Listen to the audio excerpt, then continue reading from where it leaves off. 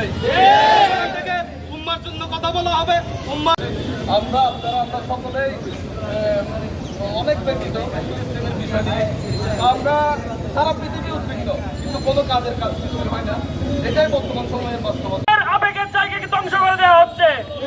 এই মুসলিম বিশ্বকে আমরা ধিক্কার জানাতে চাই, আমেরিকার প্রতি আমরা ধিক্কার জানাতে চাই। প্রিয় ভাইরা, আমরা জিহাদের জন্য প্রস্তুত। ইসরায়েলি ধ্বংসযজ্ঞ চলছে। আমরা বান্দরবানের ছাত্র জনতা আজকে আমরা উপস্থিত হয়েছি আমাদের ভাইদের সাথে সংহতি প্রকাশ করে।